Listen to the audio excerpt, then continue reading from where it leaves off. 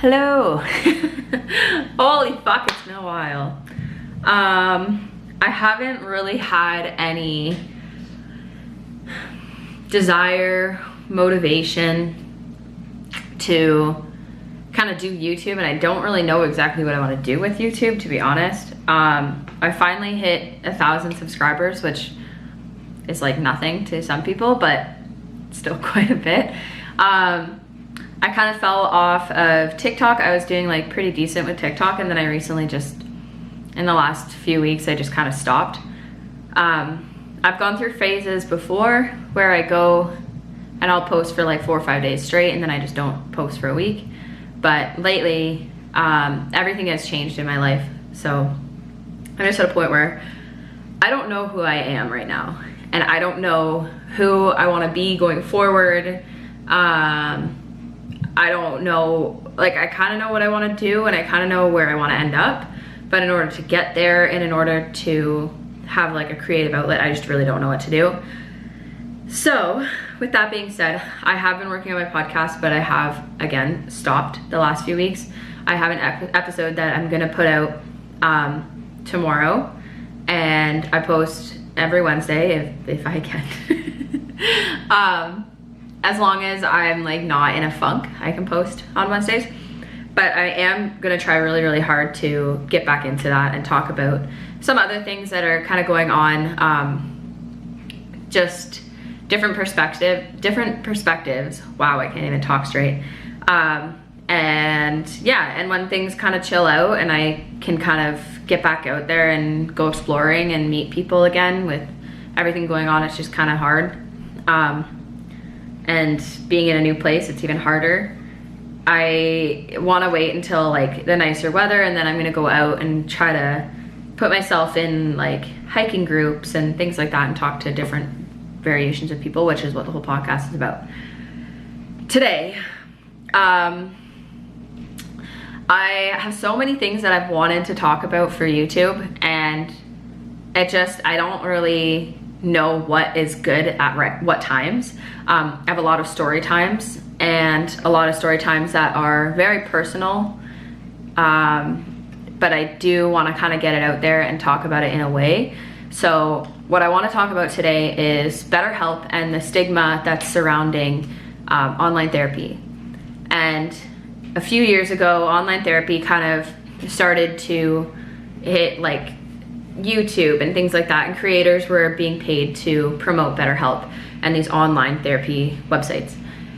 A lot of people didn't like that because they thought that people were capitalizing on mental health, and they thought it was wrong that you're paying somebody to promote a mental health program. So generally, if you want to help anyone with mental health, you shouldn't get paid, is kind of the way that people made it sound. And I understand, like, everybody suffers from mental health in some way. Everybody has something going on in their life at all times, right? So for us to sit here and say like that person should not be promoting BetterHelp, or they don't even have mental health, so why are they promoting mental health? I get where people are coming from with getting defensive about things like that, but if there's anybody with a platform, with a voice that can make an impression on people, then why wouldn't you want them to talk about things like mental health? I don't understand the gatekeeping, and I fucking hate that term, but I don't understand the gatekeeping of the mental health community. It's like saying like, you're not gay, so you have no right to talk about the gay community. Okay, even though somebody might not directly be gay, they have gay friends, gay siblings, gay family members, experiences with gay people. Like, do you know what I mean? So just saying that because somebody's not directly in that group means that they shouldn't be able to talk about it. I understand, like, my opinion's obviously gonna be different about certain communities because I might not fully be in them. Like, I'm not gay, so I can only have the opinion of an outsider.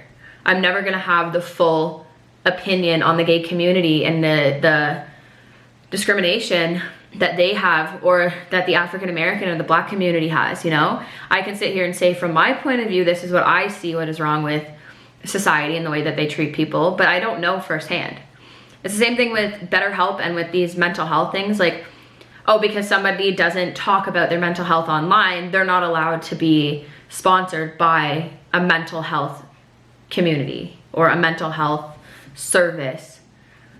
It just doesn't make sense. If anybody has a platform and they want to do good with their platform and get it out, and they know that mental health is a big issue, then why are we silencing people that want to help the community, right?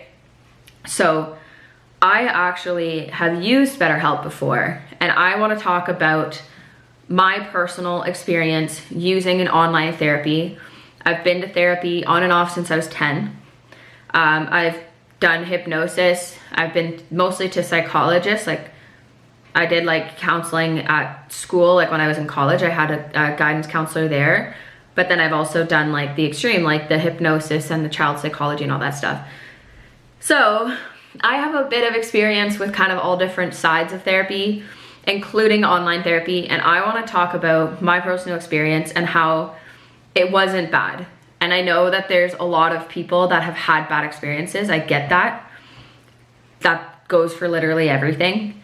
I just moved across Canada and I'm trying to find a doctor, and I see really good reviews and then I see a handful of bad ones, and the bad ones seem very convincing. Like, okay, that's a good reason to write a bad review. But there's also a bunch of people that thought they were great. So it just doesn't, maybe that relationship doesn't work. Maybe online therapy doesn't work for everybody. And I know it doesn't work for everybody. Maybe the counselor that you had just doesn't click with you, that there's no good relationship with you and your counselor. It's fine to switch counselors. You do that in real life anyways. You go to a counselor, you don't pick a counselor and that's like the only counselor you ever get and you kind of deal with it. You go to a counselor, and if you guys can't actually communicate properly and you can't open up and trust them, then you stop going to that counselor and you go to a different counselor. That's just how life works. So I understand that there's a lot of stigma and judgment that comes from therapy, and then there's a whole nother side of it that comes from online therapy. I get it. I didn't really think at first that online therapy was gonna do as much as I thought physical therapy was gonna do, or like face-to-face or whatever you wanna call it. And to an extent, I would have to agree with that statement, because it's a lot easier to hide your emotions. Like, even though we did like web chat, it was a lot easier for me to prepare for that. And I don't know, it just wasn't as personal. Like when you're in somebody's space, you feel extra vulnerable. When you're in your own space, you automatically have your defense mechanism up. Even if you are on video chat talking to a therapist, I'm in my house, I'm comfortable in my house. I made a tea, I have my blanket there to wrap myself in, make me feel better, you know? Whereas like when you go to an office, like you are literally stepping outside your comfort zone and you're allowing yourself to be that extra bit of vulnerability. So that's one thing that I personally don't like about online therapy, is that you don't get as vulnerable, which doesn't allow you to open up the same way as when you actually go to a therapist's office. Now, I started BetterHelp back in 2018. It was after a really bad breakup and I was in a depressive episode. I found some news out about my family, certain members of my family, and I was starting to piece the puzzle together with childhood trauma, childhood emotional neglect.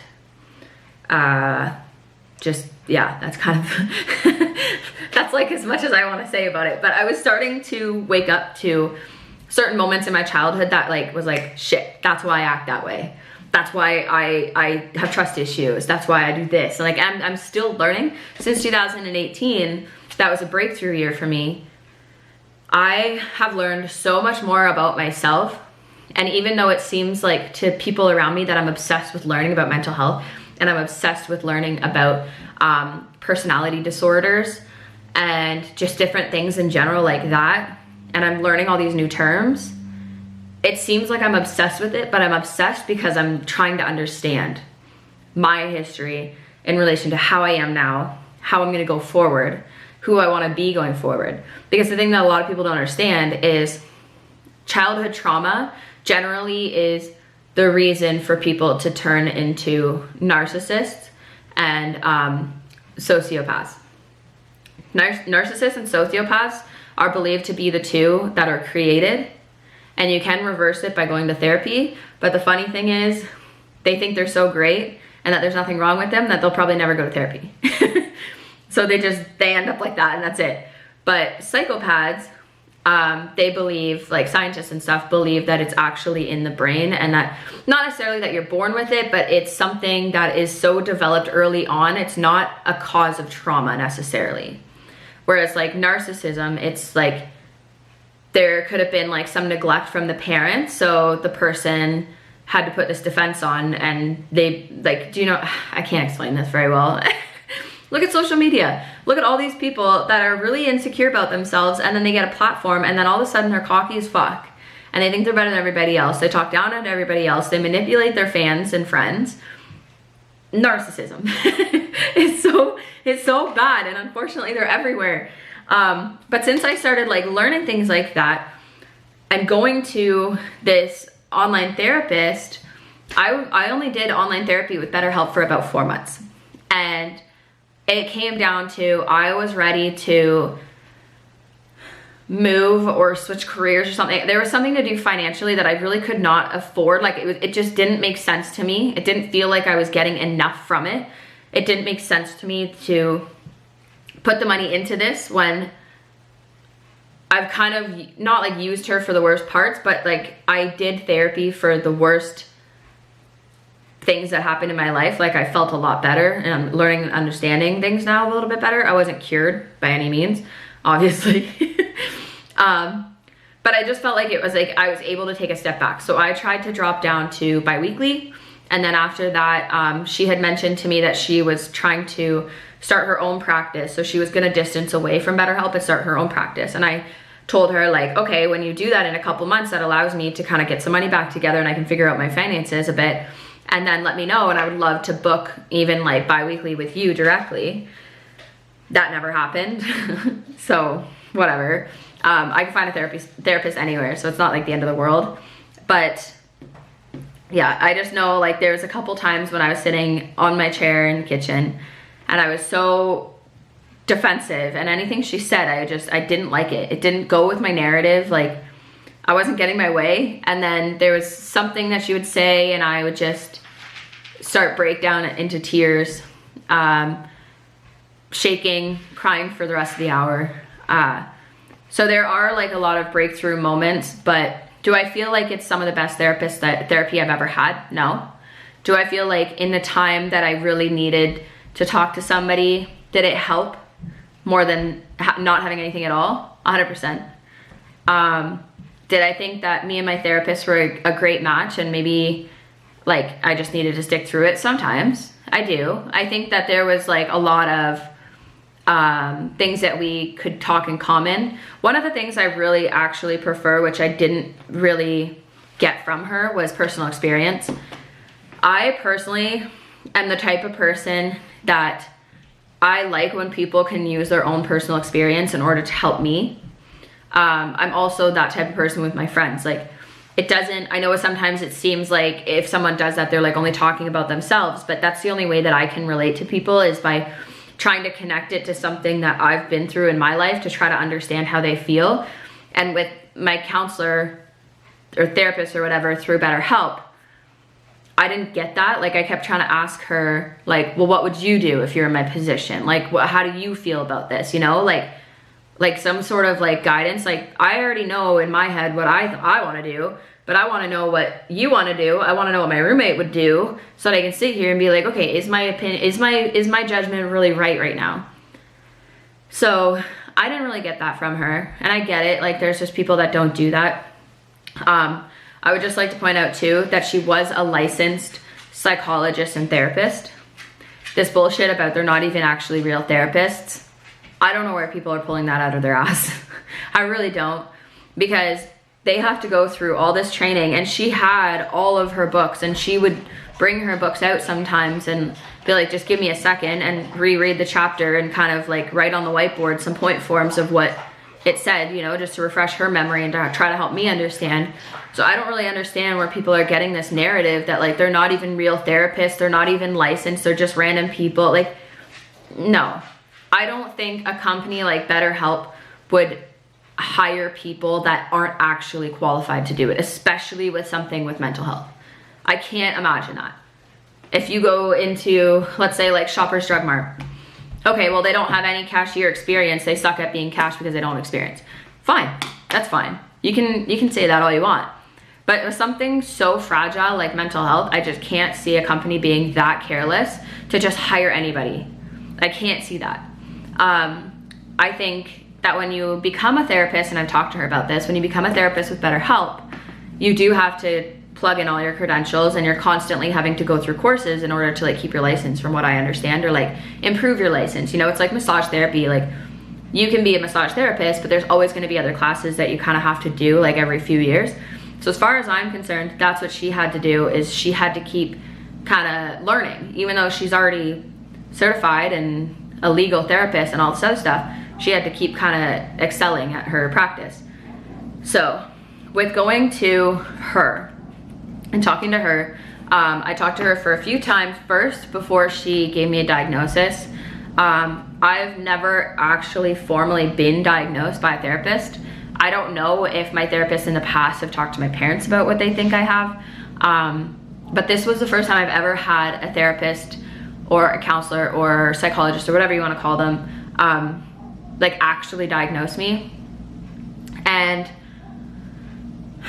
I see where she's coming from. And the thing about non-personality disorders, like not narcissism and all that stuff, like there are certain mental health conditions that you can have, that you could have for the rest of your life. But there's a lot of them as well that if you do proper therapy and you actually work through stuff, that you can kind of limit it, or like not like completely get rid of it, but like, yeah, completely get rid of it. So when she diagnosed me after a huge breakup. She diagnosed me after a big issue with my family that arose. I moved, I was like trying to get my life figured out again. So I was going through a lot of trauma and bullshit and dealing with a lot of stuff from my childhood. So what she diagnosed me with, and I might get re-diagnosed because I don't know if I understand where she's coming from. So the one thing that she diagnosed me with was minor manic depression. And I never actually looked it up. I heard the word depression, I'm like, yep, I've always had depression since I was young, so that makes sense, okay. Depression. I recently looked it up a couple days ago, and it's basically another term for bipolar, which I can see it, but I think if I was to have any sort of manic depression or bipolar disorder, it would be from my PTSD that she also diagnosed me with, that I already know I have. So, because they say that you can develop like other mental health issues when you already have like ones like PTSD or something. So what she diagnosed me with was minor manic depression, so bipolar. The second one was panic disorder. And the third one is PTSD. So panic disorder basically says that you can kind of go into a panic attack from like just literally any triggers. Like you could have a good thing going, and then there's certain triggers that just set you off and you go into full panic attack. And it's not just like depression where you're just constantly sad or whatever. Like I feel okay today. Like I don't feel 100% great. I feel a little, you know, but this past weekend, I had a really, really, really bad, scary panic attack where I actually thought I was gonna pass out because I was crying so hard and I could not breathe. And it was just trigger after trigger after trigger. And usually when it's like that, it's not just one trigger, it's one trigger starts it and then it just keeps snowballing and it just gets really big. It gets to the point where I don't know what to do except break down. And I know that people can relate to this, especially if you're going through depression. It just seems like things just never get better. But this is where I don't know if the manic depression is accurate, because I get where she's coming from. I was kind of not great like a few days before that happened. I was really good when I first moved out here. I was floating, and then I started slowly going down, and then I just went straight down into that panic attack this weekend. And now I'm slowly trying to like pull myself back out of this rut, and I'm not quite at like average level of like happiness. You know, I wasn't at a high, I'm not at a low. I'm just kind of like surviving, I guess, trying to do stuff that keeps my mind preoccupied that I like and not just lay in bed. And then eventually I'll get back up there and I'll hit a really nice high again. And then I'll be like fucking loving life and things will be so great, and you know, and then it slowly like just starts to go down again. And that's the pattern of manic depression. And there's different types of manic depression.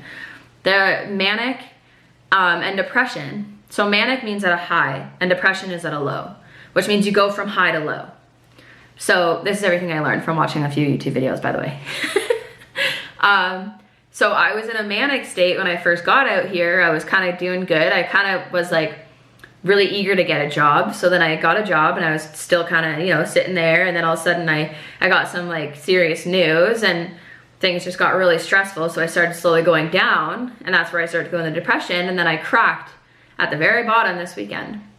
So I get where she's seeing the minor manic depression. I'm not quite, I don't think I'm technically like bipolar. I don't think every few days I get into these funks. It could be every few days, I don't know. My boyfriend doesn't think I have it, but bless his heart, I think he's wrong. I think there's something more, because it doesn't make sense of why I hit such a low on Friday night. It just doesn't make sense. And then now it's like, I cried Saturday. It was really hard for me to stop crying Saturday because of the depression. But now it's Tuesday and I'm kind of like slowly starting to get back up. I don't know. So that paired with PTSD, which is post-traumatic stress. I've had PTSD, I like to say, since around my parents' divorce, because that's when I noticed a lot of things actually coming to the surface. I think it was before my parents' divorce, in the separation, like early separation is when things started happening. Going back into my childhood, there's a lot of emotional childhood neglect, which isn't like my mom and my dad, yeah, they fed me. They had a place for me to stay. They bought me clothes for school and you know what, that kind of stuff. But in terms of being there for me emotionally when I really needed them, they weren't. And that is harder to deal with, I think, than any other type of neglect, because it's very hard for me now to show emotion. Because when I was growing up and I lived with my mom, I wasn't allowed to show emotion. I wasn't validated for having sad emotions, you know? Like it was a very toxic relationship with my mom growing up. So now that I'm older, I'm realizing like certain triggers, and I'm realizing I have abandonment issues. I'm realizing that, oh, hang on. Okay, so now that I'm older, I'm realizing that I have abandonment issues. I'm realizing that I have emotional childhood neglect issues. I don't talk about my feelings. If I do talk about anything traumatic that's happened with me, I generally don't show emotion. It's very hard for me to show emotion to people. There's very few people that know a lot about me like that. I also have trust issues, which is fucking given. I have, okay, so the recent breakthrough that I went through after this whole breakdown this weekend, one of the breakthroughs I had was that when I lived with my mom and her boyfriend at the time in high school, those were some of the most traumatic years of my life. And when I lived at that house, I was constantly living in fear. I did not like to go home. It was not my house. It never was my house. I just lived there. And I never actually unpacked. I had the stuff that I used every day and things like that, but I never actually unpacked my boxes in my closet because it was never a home. It was never a safe place for me to be. And I find that every time I move, that's all I desperately want, is my own place to feel like home. And I haven't had that since I was little. So I know that I deal with a lot of self-sabotage in that sense, because I don't like when things are really good, because when things are really good, it generally all comes to an end at some point. And so I tend to ruin it before anybody else can. And I don't like when things go really well because I just get really nervous. So that's something else that I've learned to deal with as an adult. And that was only a recent realization, actually, after doing the van build and buying the trailer, was that I self-sabotage a lot. And that's also why I move every single year. That's why I constantly change my mind with jobs. That's why I changed my mind with college so many times, you know, like I just don't know what it is that actually like makes me happy anymore because of everything that's happened to me in the last 10 years. So with BetterHelp and with going to online therapy, she was able to help me narrow down certain things that had to do with my upbringing and certain things that had to do with other people trying to take advantage of me.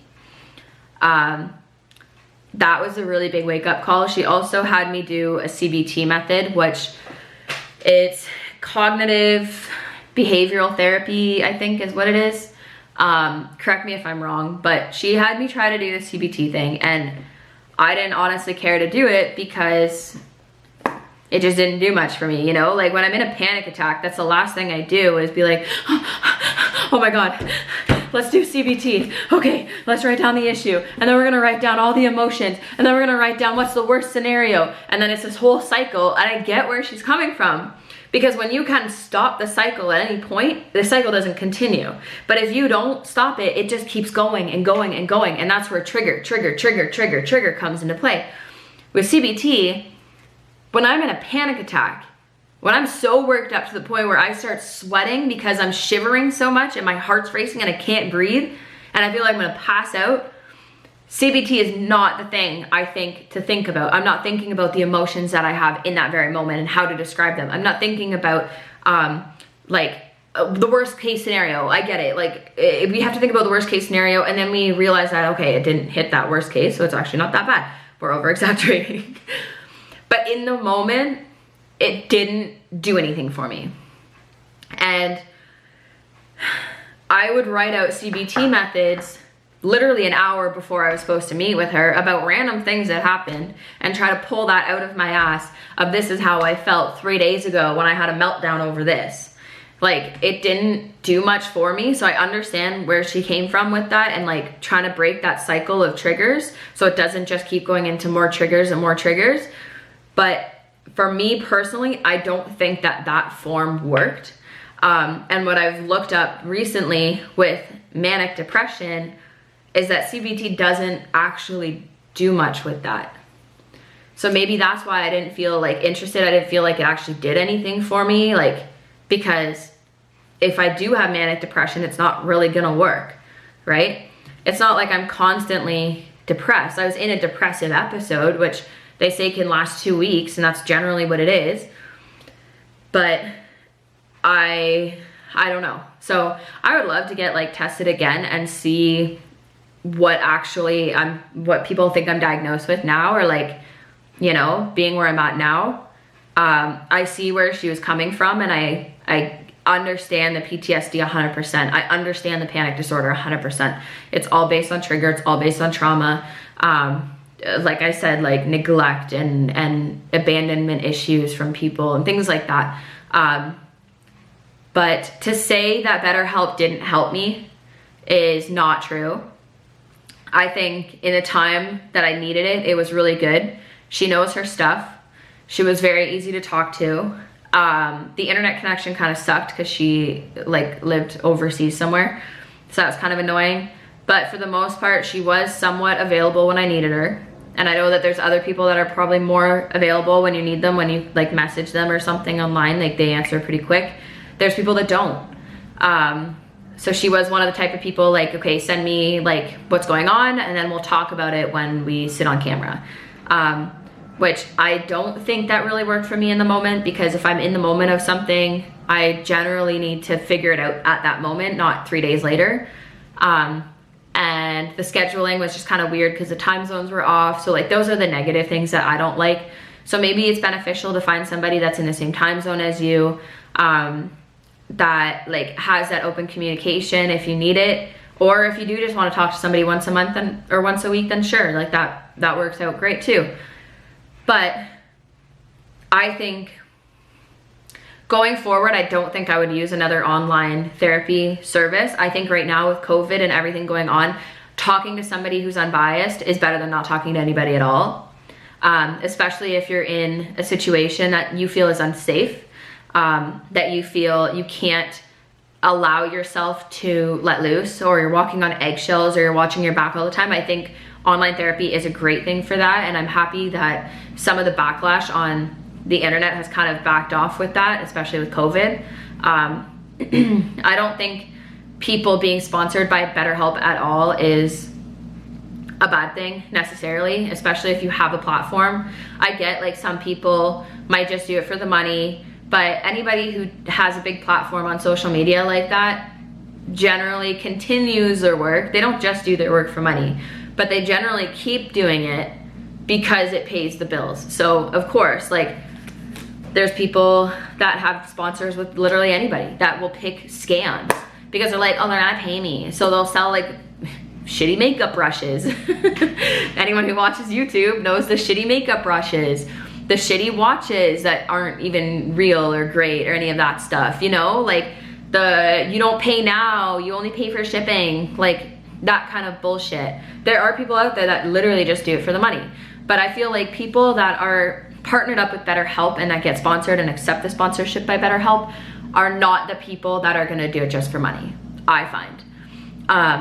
So I think there's a lot of stigma through therapy, and I think the fact that online therapy has become a little bit more popular with everything going on in the world, and that a lot of people are developing depression and they are developing anxiety and all these other things.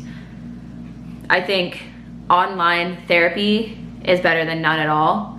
And I think anybody who just developed recently mental health issues, it's not intimidating to go to therapy. Like it is at first, but it's honestly like, I've been in and out of therapy.